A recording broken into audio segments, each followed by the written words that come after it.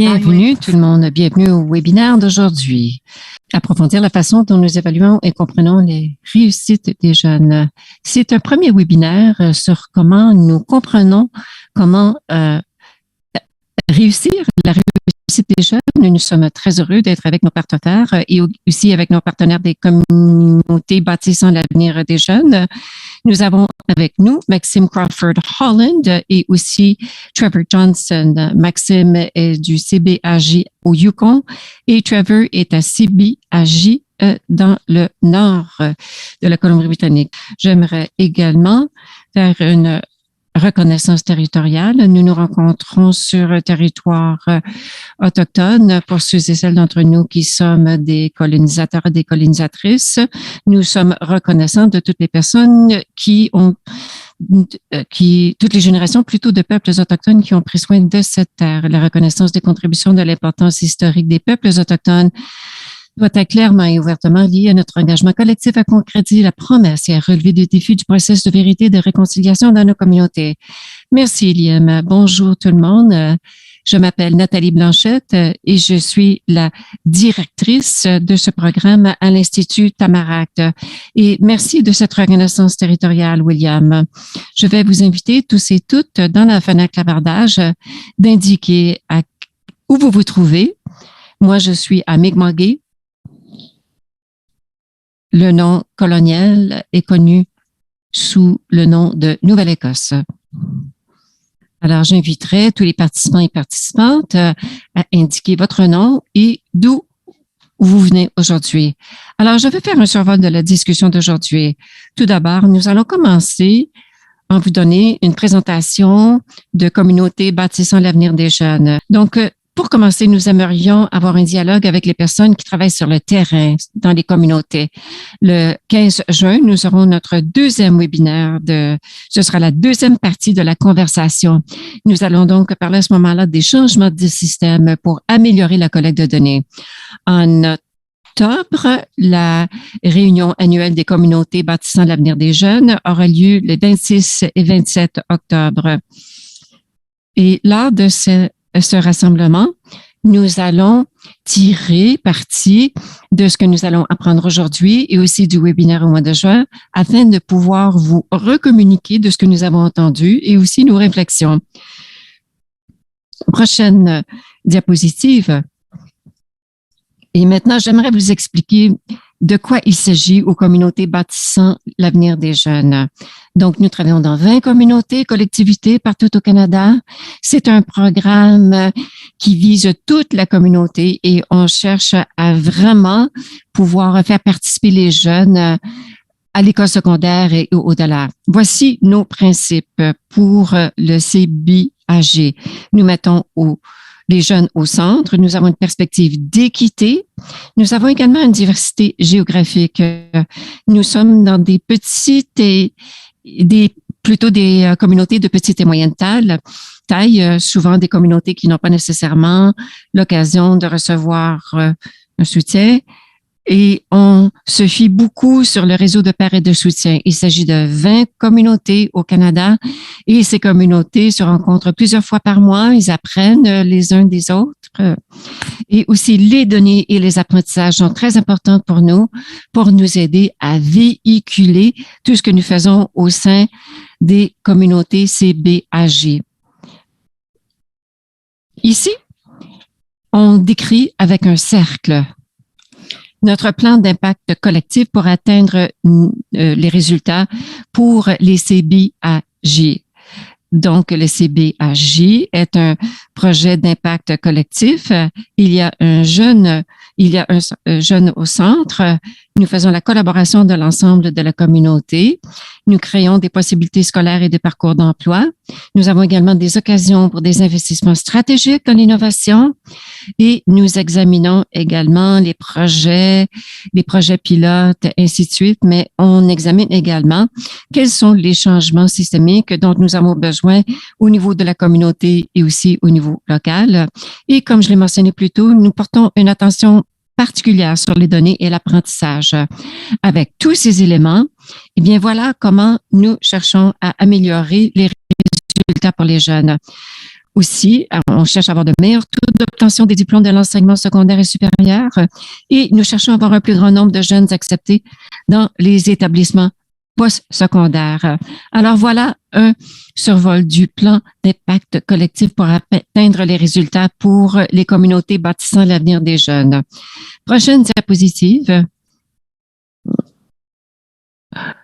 Alors, au cours de la première année et demie, nous avons eu plusieurs échanges avec les différentes collectivités, à savoir quels sont les obstacles traités par la communauté, les obstacles, les défis auxquels sont confrontées ces communautés.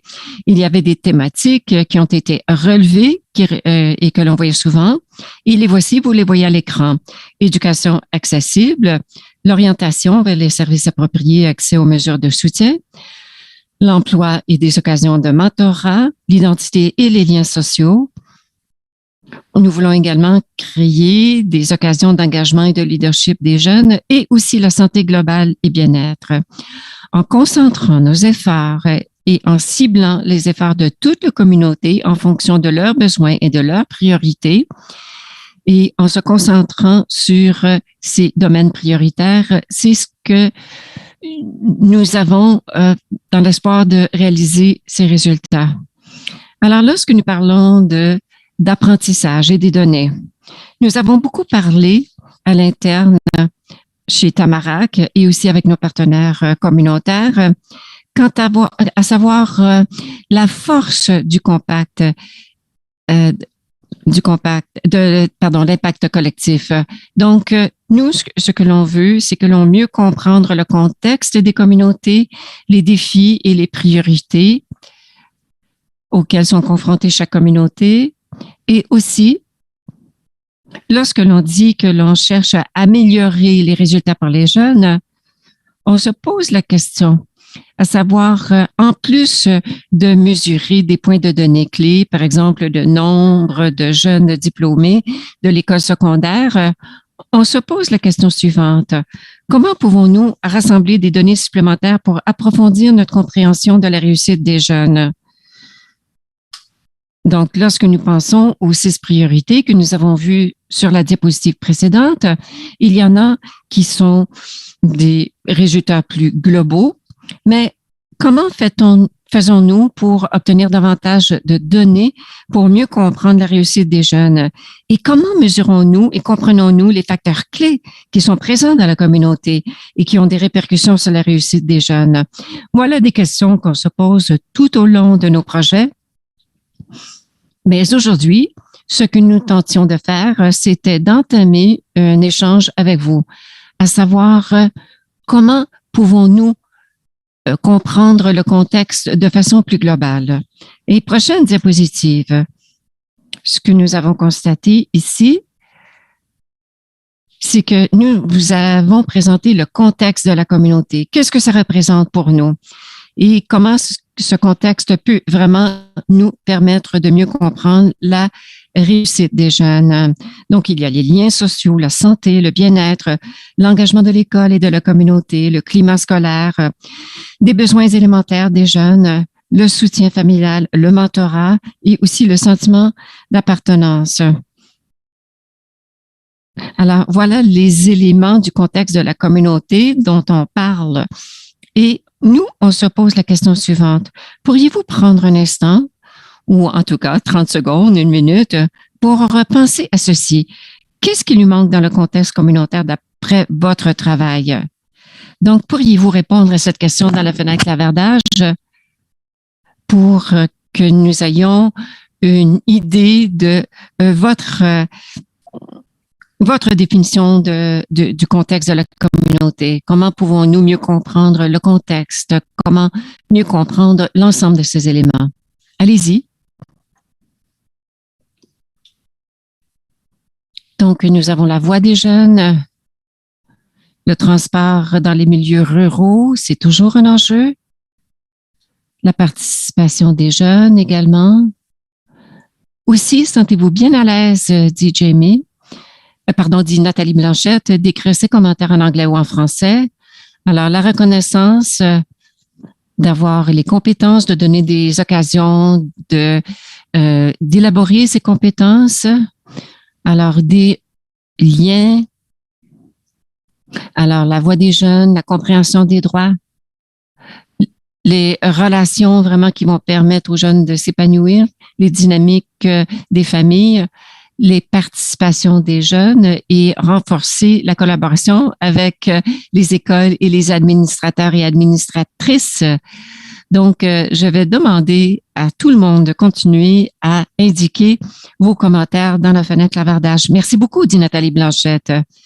Cela étant dit, j'aimerais céder le microphone à notre collègue Trevin, qui travaille au CBAJ à Chilliwack. Donc, prochaine diapositive. Trevor, allez-y. Merci, Nathalie. Bonjour tout le monde. Merci de votre invitation. Tel que Nathalie l'a mentionné, le contexte est très important. Si on ne comprend pas tous et toutes le contexte de la communauté, c'est beaucoup plus difficile de concentrer nos efforts, nos ressources plutôt, et de se concentrer sur des domaines clés qui auront le plus d'impact, de résultats. À Chilliwack, nous avons utilisé un gabarit d'évaluation des besoins de la communauté. Et comme vous pouvez le voir à l'écran, on s'est posé plusieurs questions, à savoir, est-ce que c'est une question comme est-ce que la communauté plutôt est géographique, organisationnelle ou culturelle, et définir également les limites de l'endroit et de la grandeur. Nous avons également décrit la culture, quelles sont les valeurs, les attitudes, les croyances qui sont les plus importantes. Et j'en parlerai un peu plus tard. Mais de fait, la pluie joue un rôle très important dans le manque d'activité pour les jeunes. Mais quel genre d'emploi y existe-t-il? Et aussi les aspects démographiques de la communauté, la population, l'âge médiane, les groupes ethniques, les niveaux d'instruction et ainsi de suite. Mais aussi, qu'est-ce qui fait que notre communauté est unique? Qu'est-ce qui fait que Chilliwack est unique?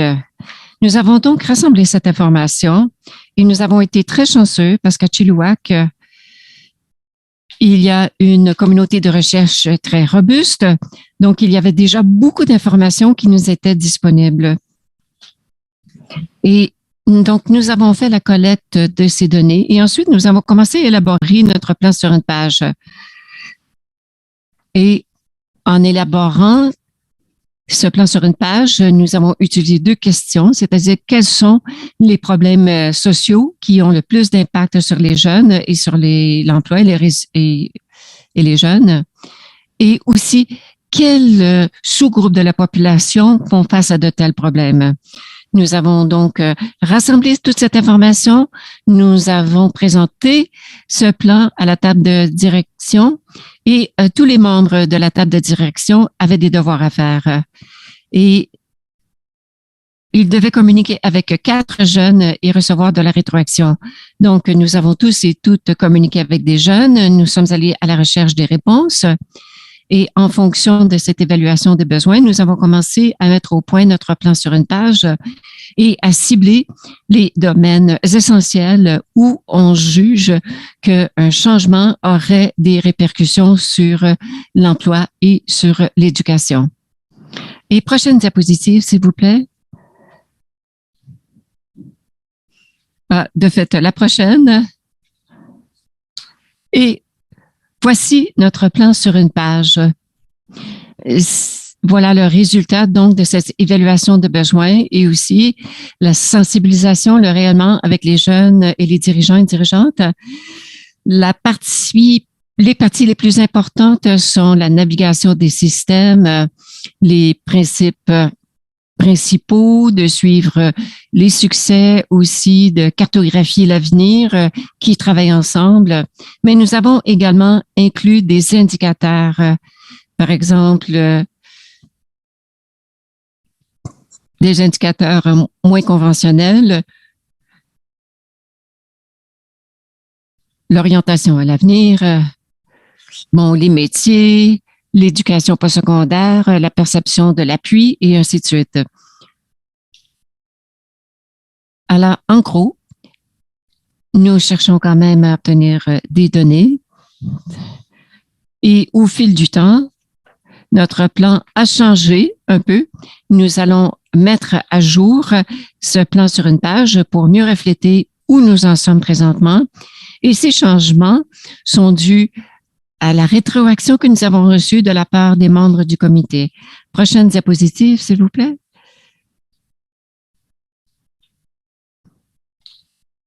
Et la rétroaction fait partie de l'évaluation. Donc, ce que l'on veut, c'est l'évaluation des développements, création de boucles de rétroaction pour fournir des données exploitables. Et cette rétroaction nous a aidés à plusieurs reprises. Et je vous offre ici 2 exemples. Tout d'abord, prochaine diapositive, s'il vous plaît. Alors, voici un exemple. Encore une fois, des outils de rétroaction très simples, des outils que nous avons mis au point pour la sensibilisation et l'engagement. L'été dernier, nous avons fait des activités de sensibilisation. Nous sommes allés dans les parcs de roulés roulants et ainsi de suite. Et on leur demandait, par exemple, quelle est votre liqueur préférée ou quelle est votre saveur de chip préférée. Bon, et la chose qu'on en aime le mieux de Chilliwack et la chose que l'on aime le moins de Chilliwack. Donc, on a pu avoir quand même un portrait des intérêts des jeunes en leur demandant quel était leur aspect préféré de Chilliwack. Et cela a permis d'orienter les activités à l'avenir. Aussi, on leur demandait qu'est-ce que vous voulez être à l'avenir? Parce qu'il y avait beaucoup de gens qui s'intéressaient au métier et au programme d'apprentis, ce qui nous a permis d'aller chercher, d'optimiser des activités, des programmes dans la communauté. Aussi, il y avait ce sondage nous a permis d'élaborer des plans à l'avenir. Nous avons organisé des activités l'été. Il y avait un centre de rassemblement et aussi un parc de skate éphémère. Donc, il y avait donc ces parcs éphémères, des pop-up. Et nous, on a appelé ça les rencontres après l'école. Et cette première rencontre a eu lieu le 15 mars et nous avons eu une évaluation, un formulaire d'évaluation. Donc, notre deuxième activité a eu lieu le 19 avril. Et la majorité de la rétroaction était très bonne. Mais on cherchait à communiquer avec les gens qui faisaient du roulis roulant, qui étaient plutôt solitaires. Et aussi, ce que l'on voulait, c'est que ceux et celles qui n'utilisaient pas de roulis roulant pouvaient s'associer aux gens qui en faisaient. En gros, on s'est fait dire que ceux qui ne participaient pas au roulis roulant, au skate, étaient un peu anxieux, mais ils étaient un peu timides, un peu gênés de participer avec les autres. Alors, voici ce qu'on a fait. On a eu un partenariat avec un programme de récréation et nous avons créé une section pour débutants. Et ce qu'on a constaté, c'est qu'à la fin de l'activité, tous les jeunes d'un côté de l'édifice qui, au départ, restaient dans cette section au départ, eh bien, ces jeunes étaient tous sur des roulés roulants et commençaient à s'interagir avec toutes sortes d'autres personnes. Et encore une fois, c'était en fonction de la rétroaction que nous avions reçue.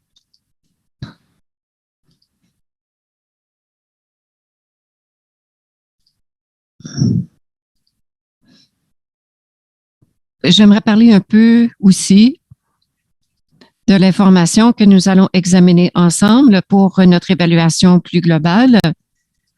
Prochaine diapositive, s'il vous plaît. Alors, voici certaines des questions que nous examinons, c'est-à-dire de regarder les CV, les curriculums vitae de plus près comme une ressource. Pourquoi les CV? eh bien, les CV peuvent être utilisés pour toutes sortes de choses, notamment pour mesurer la progression vers un niveau d'employabilité plus élevé. C'est un enregistrement écrit des connaissances, des compétences, des expériences des individus en matière d'éducation et d'emploi, des indicateurs d'employabilité. Et ici, c'est important parce que l'on parle d'éducation et d'employabilité, mais ici, on a de l'information sur les emplois. Donc, j'ai fait de la recherche sur Internet sur les indicateurs d'employabilité qui nous a vraiment beaucoup aidé dans ce processus.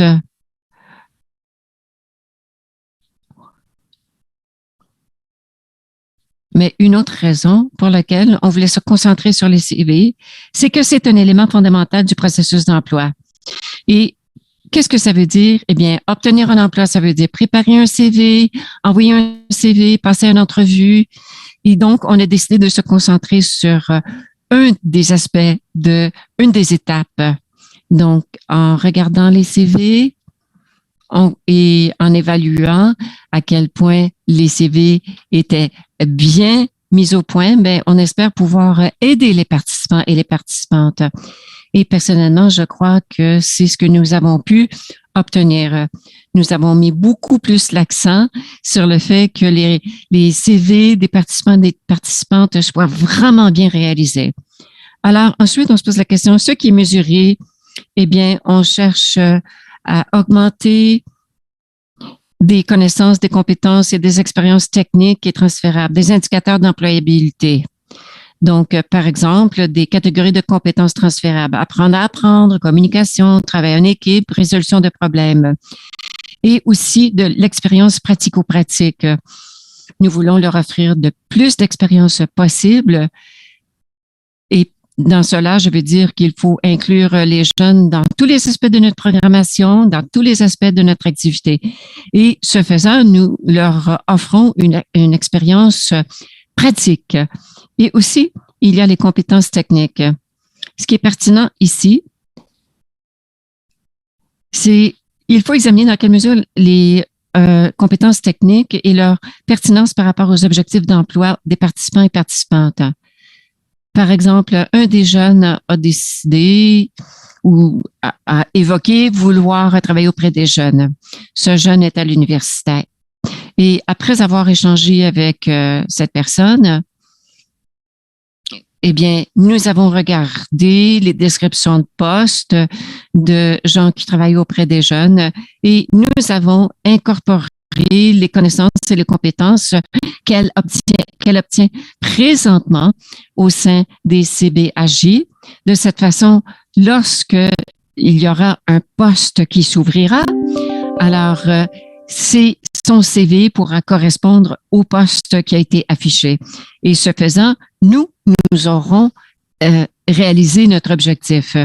Et aussi, on veut suivre le nombre de CV qui ont été mis à jour. Pourquoi?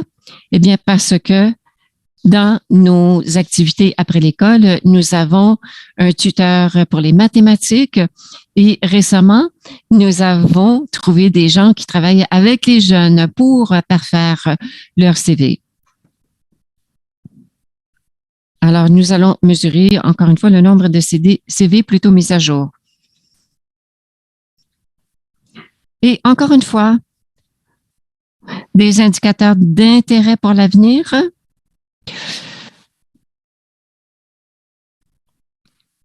Alors, lorsque je regardais les indicateurs d'employabilité, il y a de l'excellente information quant à l'utilisation des indicateurs économiques, notamment. Mais il y a aussi les indicateurs non économiques.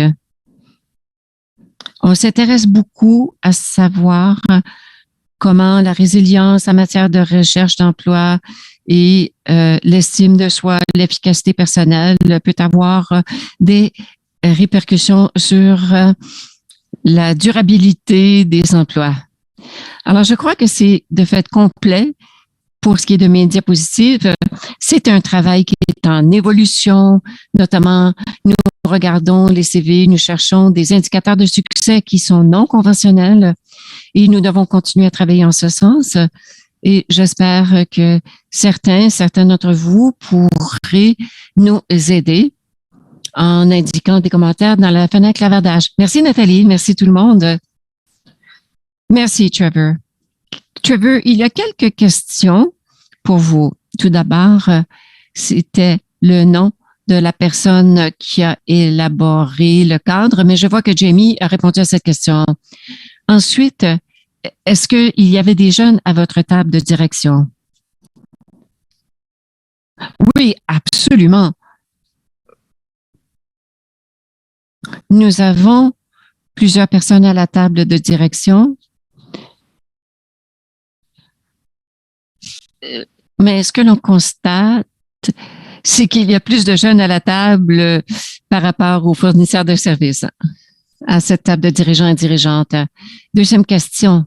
Vous avez parlé d'un parc pour les planches à roulettes, mais si on se trouve dans une petite communauté où il n'y a pas de tel parc ou de centres commerciaux, quelles sont les façons que l'on peut utiliser pour joindre les jeunes?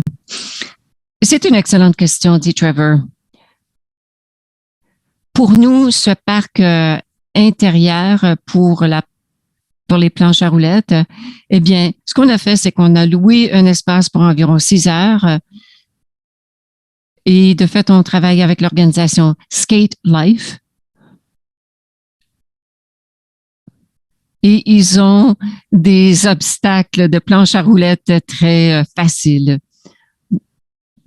Donc, ils arrivent avec leur remorque, avec les installations. Et si les jeunes participent, c'est facile à trouver des bénévoles. Donc, on décharge la remorque et on fait l'installation pour ce parc intérieur. Mais encore une fois, c'est important de parler de la participation des jeunes. Nous avons trouvé un endroit où les jeunes se tiennent. Nous leur avons offert de la nourriture et des activités. Et on fait la même chose cet été. Donc, on essaie de trouver des endroits où les jeunes se tiennent. Et là, on va installer, par exemple, un barbecue. Et ensuite, nous avons nos sondages d'impact collectif. Donc, c'est par là que je commencerai. Commencez à parler aux jeunes. Demandez-leur ce qu'ils préfèrent dans la ville. Et aussi, de pouvoir transmettre cette information aux parties prenantes adultes et d'entamer cet échange. Nous avons cherché des espaces et finalement, nous avons trouvé un espace qui était idéal. Et récemment, nous avons trouvé cet endroit parfait au centre de la collectivité, mais une des personnes à la table de dirigeants et dirigeantes était intervenue.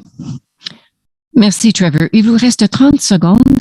Il y a 2 autres questions, mais peut-être que vous pourriez répondre à une des questions.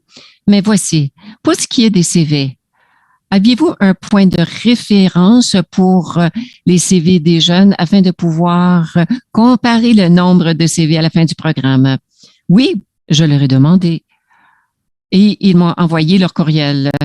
Je leur ai demandé de m'envoyer leur CV par courriel. Et je continue de les recevoir. Et parfois, les gens n'ont pas de CV et ça va aussi parce qu'à ce moment-là, on leur offre notre aide pour les mettre au point. Merci beaucoup, Trevor, dit Nathalie Blanchet. Et maintenant, je vais demander à Maxime de passer à la prochaine diapositive. Et Maxime est avec les CBHJ à Yukon. Et il y a Lindsay qui se joint également avec nous, qui vient également des CBHJ du Yukon. Bonjour à vous deux. Bonjour, dit Maxime. Merci de votre invitation. Et je vais céder le microphone à Lindsay avant de passer à autre chose. Bonjour tout le monde. Merci de votre invitation et aussi de votre patience. Je suis sur la route.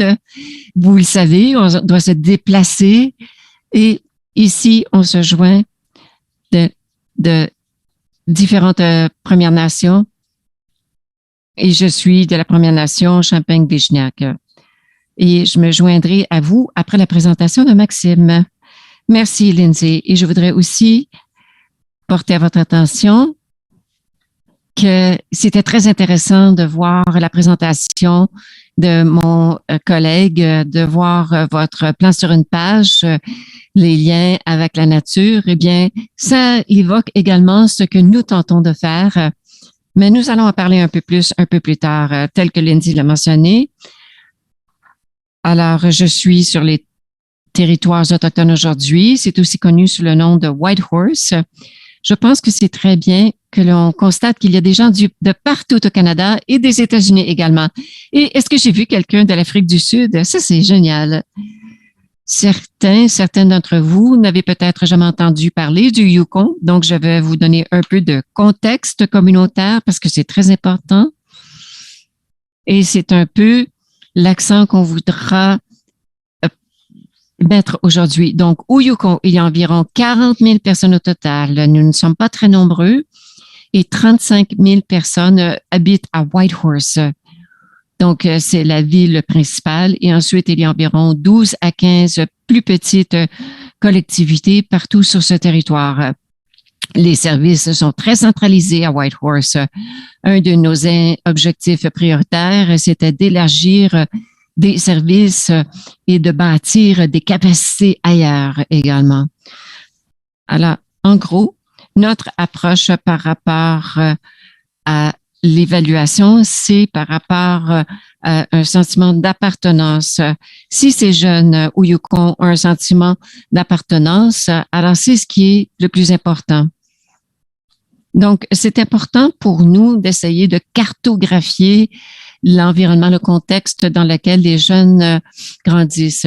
Pour nous, nous avons utilisé plusieurs ressources différentes, notamment il y a plusieurs documents publics qui traitaient de projets sur plusieurs années, surtout du gouvernement, les soins d'aide, de soutien à l'enfance. Et ensuite, il y a des documents de recherche plus officiels. On essaie de comprendre mieux la réalité des jeunes en leur parlant directement. Donc, un de nos principes, c'est que on cherche à comprendre tout le contexte dans lequel les jeunes grandissent. Si on arrive à changer cet environnement de la communauté, alors à ce moment-là, les jeunes connaîtront des succès ailleurs. Par exemple, les taux de diplomation d'école secondaire, c'est une donnée importante et ça fait partie intégrante aussi de tout ce contexte. Mais ce qui manque aussi, c'est ce qui se passe à la maison. Est-ce que les gens se sentent en sécurité à la maison, à l'école? Est-ce qu'ils vont à l'école? Est-ce qu'ils s'occupent des plus jeunes à la maison? Ont-ils accès à un logement, à de l'alimentation? Donc, tous ces facteurs contribuent à obtenir du succès pour les jeunes. Nous, dans nos collectivités, on voit les CBAJ comme le fait de pouvoir restaurer un lien avec la terre, se réconcilier avec nous-mêmes par le biais de la réconciliation. Donc, plutôt de créer quelque chose de nouveau, on tente simplement de restaurer quelque chose qui existait déjà. Donc, nous avons parlé des données plus conventionnelles, mais on veut également étudier la santé mentale, l'accès à des ressources de base. Ont-ils des modèles et aussi la façon la plus facile d'obtenir ces données, c'est de poser la question. Et ça, on peut obtenir ces données par le biais d'entrevues, de groupes témoins, de sondages, mais aussi les interactions au quotidien avec les jeunes. C'est une partie très importante de l'évaluation, de comprendre qui sont ces jeunes, quels sont leurs vécus.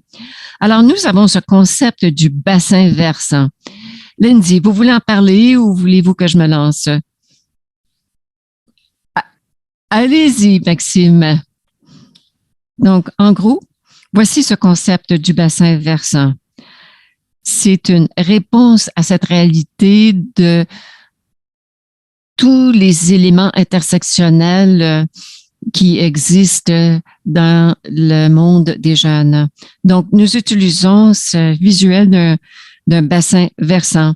Et est-ce qu'on peut passer justement à la représentation visuelle.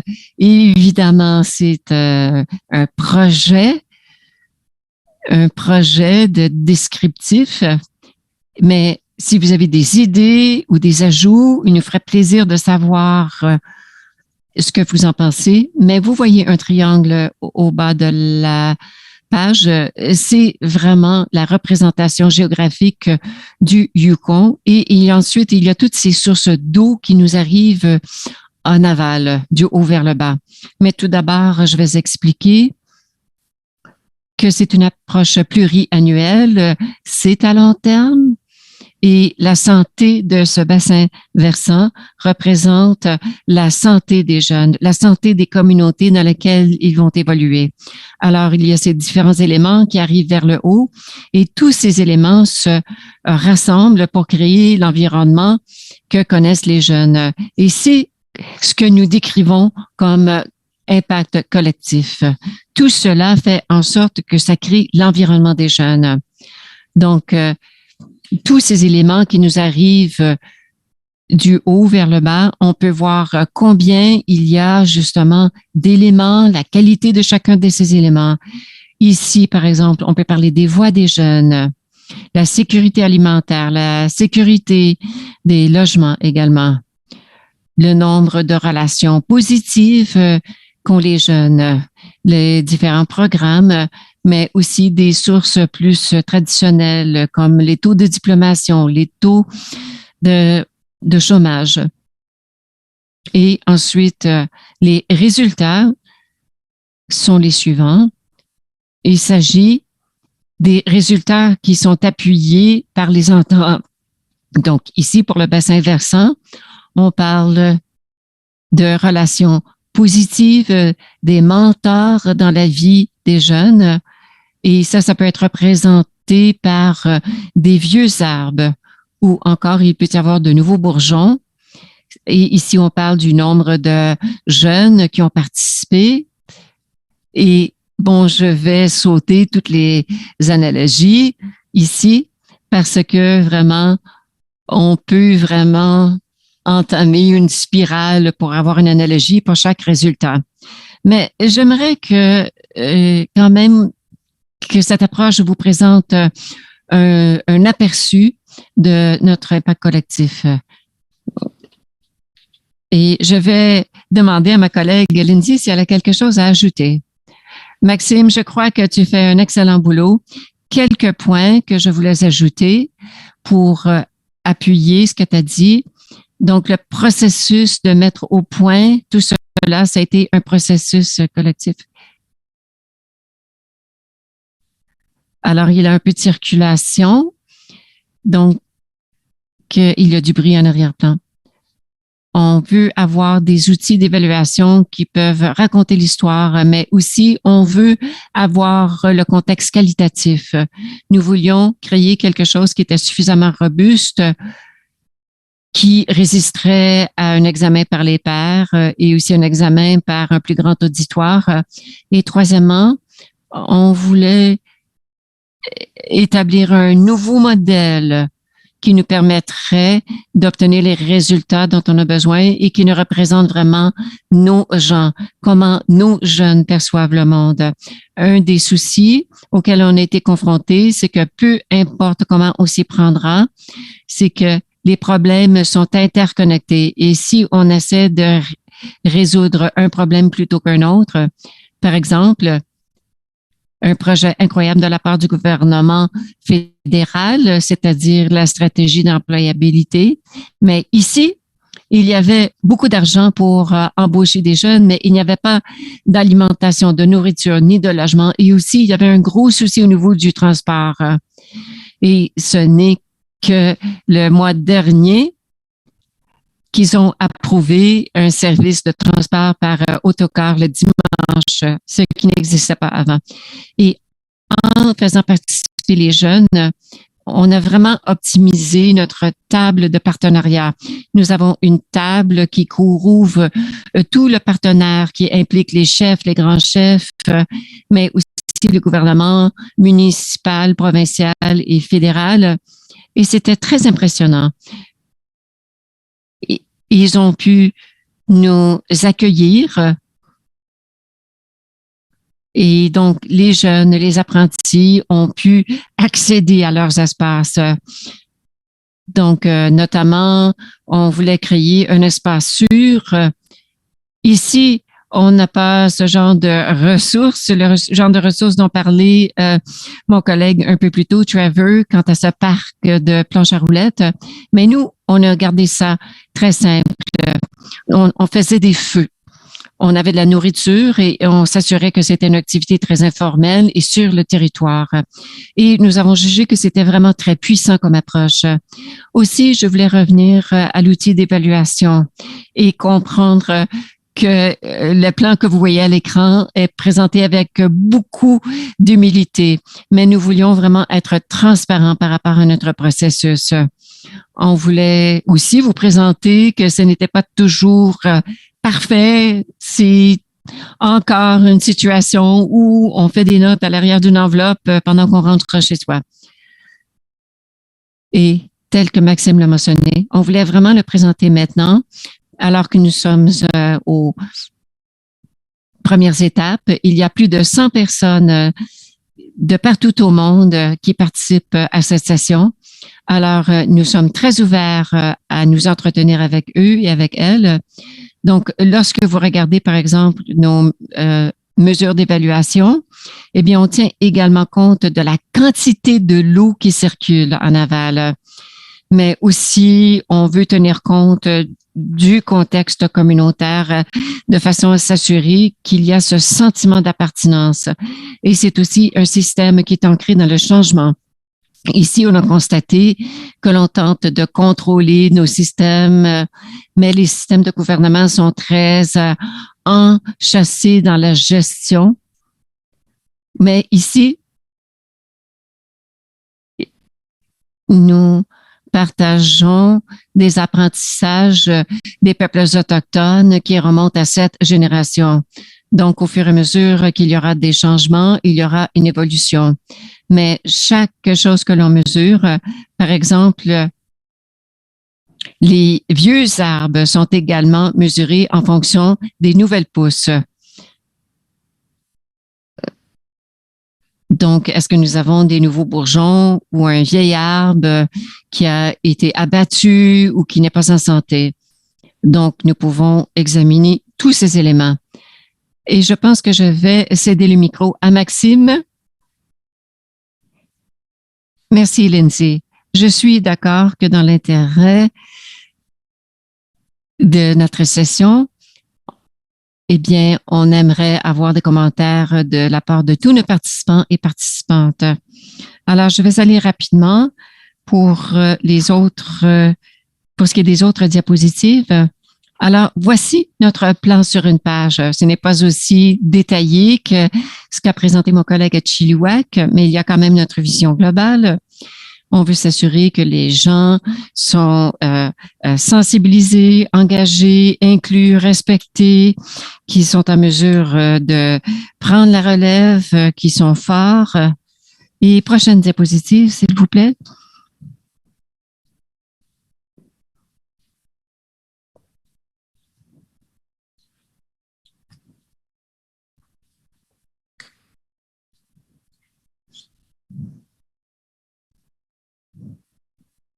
Voilà.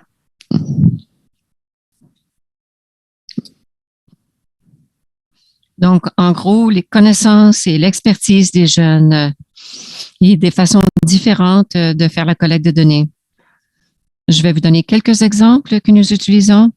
Donc, par exemple, ce programme de Youth Pathways to Leadership, c'est notre fonds d'innovation communautaire qui a été financé par l'Institut Tamarack. Et ici, ce que l'on veut, c'est vraiment de bâtir de la capacité, des compétences dans les communautés rurales. Et on veut que les jeunes deviennent des leaders, qu'ils inspirent les autres, qu'ils racontent leurs histoires, qu'ils nous disent quels sont leurs besoins. Et il y a eu beaucoup de questions axées sur les jeunes, des questions qui ont été élaborées avec les jeunes. Et tout cela fait partie du projet. Qu'est-ce que ça veut dire prendre soin de votre communauté pour vous? qu'est-ce qui ferait que votre communauté serait un bon endroit où les jeunes pourraient vivre et réussir? Quels sont les obstacles auxquels vous êtes confrontés? Donc, toutes sortes de questions comme celle-ci. Et les questions qui sont axées sur les jeunes et sur leurs besoins dans la communauté. Nous avons eu un gros sommet pour les jeunes la semaine dernière. C'était le sommet pour les jeunes au Yukon. Il y avait beaucoup de nos leaders qui étaient présents. Notre premier ministre provincial était là, les chefs également. Et nous avons entendu également les jeunes. Et nous sommes allés chercher beaucoup d'informations qui nous permettra d'orienter nos priorités à l'avenir. Et tel que Lindsay l'a mentionné,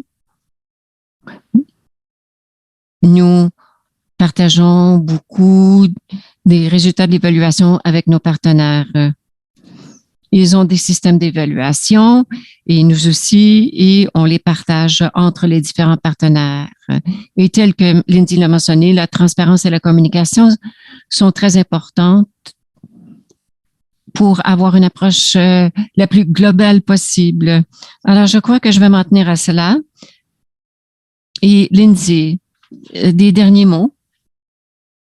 Non, encore une fois, je voudrais dire merci encore à tout le monde d'être ici. Et j'ai vu dans la section clavardage une question.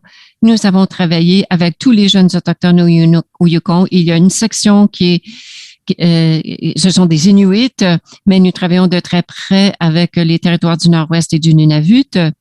Mais tout d'abord, nous allons travailler au Yukon et ensuite, nous allons examiner la possibilité d'élargir nos activités, peut-être enfin d'avoir une stratégie pour les jeunes dans le Grand Nord.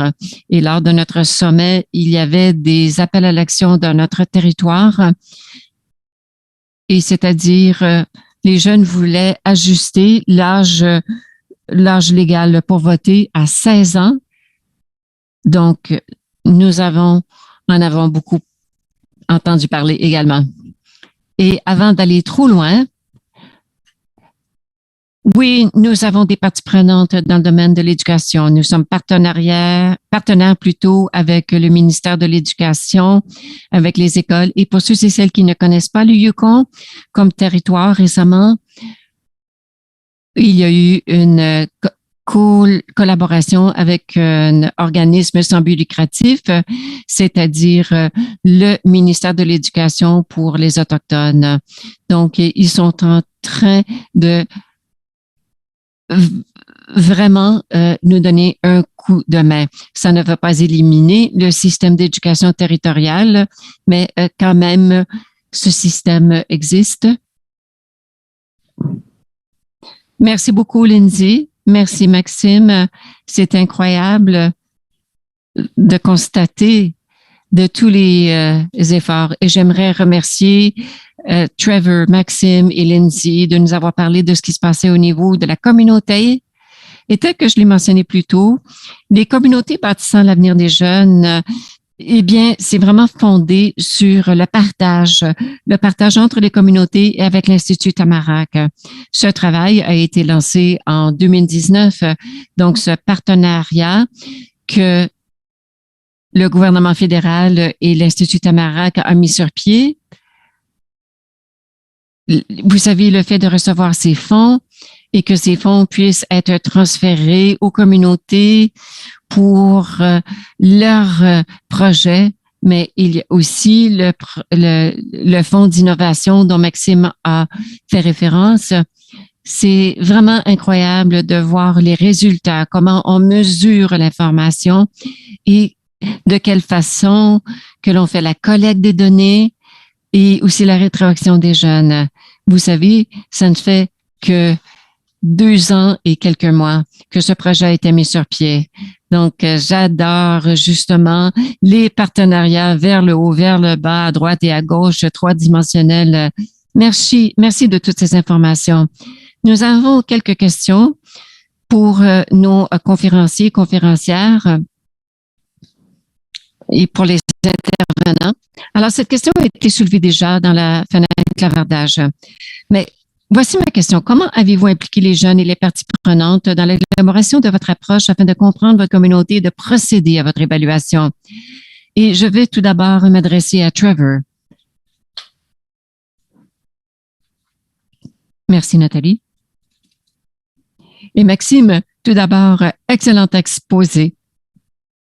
J'adore votre concept de bassin versant. Alors, pour notre part, je dirais que nous avons créé des équipes et on cherchait vraiment à inviter des jeunes à participer à l'équipe. Donc, nous avons une équipe de médias sociaux. Il y a 5 jeunes qui participent. Nous avons également une équipe de recherche sociale. Il y a 3 jeunes. Et ensuite, il y a 2 chercheurs qui les aident et les orientent. Dans notre équipe de sensibilisation auprès des jeunes, eh bien, moi, évidemment, je ne suis pas dans la catégorie des jeunes, mais ce qui est important lorsque l'on parle de faire participer les jeunes, eh bien, c'est de les inclure. Et nous avons offert des cachets aux jeunes pour leur participation. On ne s'attend pas à ce qu'ils fassent du bénévolat complètement gratuitement. Et cela a vraiment contribué à la réussite de notre approche. Et Maxime, maintenant, même question. Comment avez-vous impliqué les jeunes et les parties prenantes dans votre approche? Le personnel sont des jeunes. Je suis jeune. Nos coordonnateurs, nos coordonnatrices, tous ces gens, l'organisme de soutien est composé de jeunes. On veut s'assurer que nos équipes d'action sont présidées par des jeunes, ainsi que les comités et les partenaires. Eh bien, on les invite toujours à se joindre aux équipes d'action et ainsi de suite. Donc, il y a cette excellente interaction entre les jeunes et les autres. Et souvent, les partenaires sont des jeunes. Lindsay, vous voulez ajouter quelque chose? Je pense qu'il y a différents parties. Et une des choses sur lesquelles on s'est vraiment concentré, c'était une compréhension de base, c'est-à-dire les principes qui nous guident.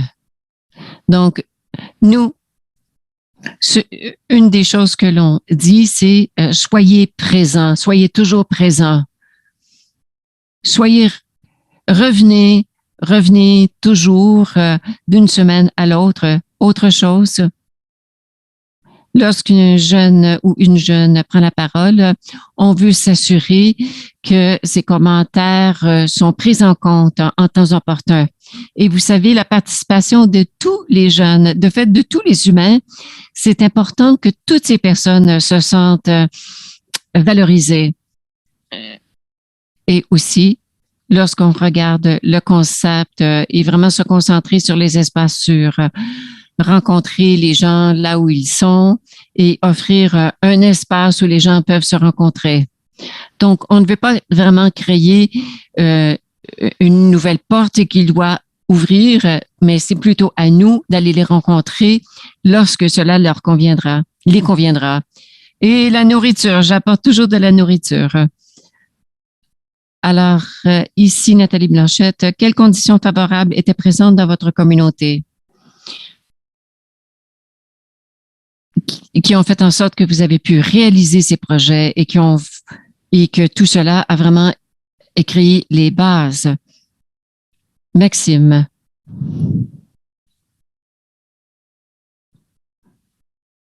Pour ma part, dit Maxime, tout le travail qui a été réalisé pour les CBHJ, eh bien, nous avions déjà beaucoup de partenaires qui avaient un collectif informel. Ils envisageaient déjà une stratégie auprès des jeunes. Mais le nombre de partenaires qui s'intéressaient déjà à ces projets et les différentes organisations qui s'y impliquaient également. Mais au final, il y avait beaucoup de gens qui voulaient s'investir auprès de nos jeunes. Ici, Lindsay. Oui. Autre chose, je dis toujours que ce travail, c'est un peu comme l'humour, le fait de pouvoir parler au bon moment, le fait de vouloir parler avec vérité. Et les premières réunions, nous avions des discussions où on se disait qu'il fallait laisser nos égos à la porte. Des organisations et des égos ne font pas bon ménage. Mais le fait justement de pouvoir être très honnête et reconnaître que tout le monde a un programme, même les jeunes, eh bien, il faut le reconnaître et il faut être complémentaire. Nous avons travaillé très fort pour avoir toute une série de services et ce que nous continuons à faire. Et les gens étaient prêts. Merci. Et Trevor, de votre côté, quelles sont les conditions favorables qui étaient présentes? Ici, Trevor. Eh bien, tout comme au Yukon, dit Trevor, les conditions favorables, eh bien, c'était le travail qui avait été fait avant les CBAG. À Chilliwack, plutôt, il y avait beaucoup de recherches qui avaient été menées. Et nous avons une très bonne histoire, des très bons antécédents d'avoir travaillé ensemble. Il y a des jeunes, il y a YAC, nous avons un comité des jeunes. Il y a donc plusieurs comités qui existaient déjà et qui ont l'habitude de travailler ensemble. Donc, nous avons utilisé l'information qui existait déjà. Nous avons mis à profit ces ressources, justement, qui existaient. Et il nous reste 2 minutes. Je vois plusieurs choses, mais nous voulions vous informer de plusieurs choses. Alors, j'aimerais remercier encore une fois les conférenciers, les conférencières d'avoir été avec nous, mais aussi, je ne sais pas ce qu'en pensaient les participants et les participantes, mais j'ai vraiment pu commencer à visualiser à quoi ressemblaient vos efforts, votre travail. Et si ça vous intéresse, ce que nous avons dit, et si ça vous intéresse de faire partie de notre prochain webinaire dans cette série, je vais demander à Liam d'aller à la diapositive numéro 22. Alors, le 15 juin, nous aurons un webinaire qui s'appelle les changements de système afin d'améliorer la collecte et l'accès aux données. Nous allons donc travailler en partenariat avec des organisations auprès des jeunes. Et ensuite, les 26-27 octobre, nous aurons notre rassemblement annuel. On ne sait toujours pas comment nous allons inclure la discussion d'aujourd'hui, la discussion du 15 juin, comment ça fera partie de notre rassemblement des 26-27 octobre. Mais peut-être qu'à ce moment-là, en octobre, nous allons pouvoir faire participer plus de gens encore. Après ces webinaires, nous allons vous envoyer les liens à ces 2 événements et je constate également qu'il y a une évaluation pour les participants et participantes à cet atelier qui a été préparé par Tamarack. Merci encore à tout le monde de votre participation aujourd'hui. Je vous souhaite une excellente fin de journée.